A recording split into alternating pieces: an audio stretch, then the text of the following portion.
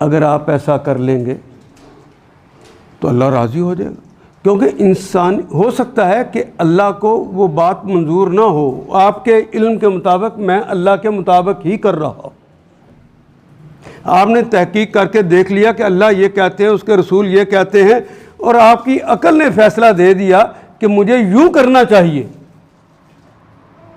اور حقیقت میں ایسا ٹھیک نہ بھی ہو تو محمد رسول اللہ ان پر کروڑوں رحمتیں فرما دے، انہوں نے اس مسئلے کا بھی حل کر دیا کہ من اجتہاد و وجدہ، جس نے اجتہاد کیا اور صحیح رائے کو پا لیا، فَلَهُ اجران، اس کے لیے 2 گنا اجر ہے۔ جہاں نص صریح موجود ہے وہاں تو اجتہاد کی ضرورت ہی نہیں ہوتی، جہاں نص موجود نہیں ہے اجتہاد تو وہاں کرنا ہے نا، منع تو نہیں کیا ہوا، یہ تو نہیں کہا ہوا کہ یہ کرو۔ اگر وہ نص موجود نہیں ہے تو آپ نے اجتہاد کر کے کوئی رائے بنا لی ہے، اگر اللہ کے نزدیک بھی وہی رائے ہے تو 2 گنا اجر۔ وَمَنْ أَخْطَأَ، جس نے خطا کر لی، جس نے غلطی کر لی، فَلَهُ أَجْرٌ، اس کے لیے 1 گنا اجر ہے، اس کے لیے یہ ہے میرا اللہ۔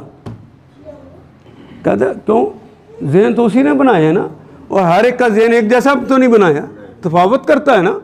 مجھے ایک بات جلدی سمجھ آ گئی ہے، مجھے ایک بات دیر سے سمجھ آئی۔ جو کل تک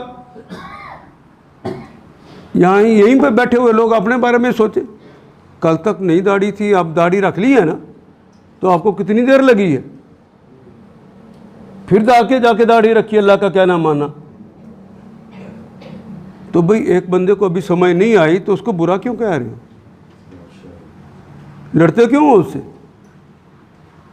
تمہارا کام دعوت دینا اور بس، اس سے آگے نہیں جانا۔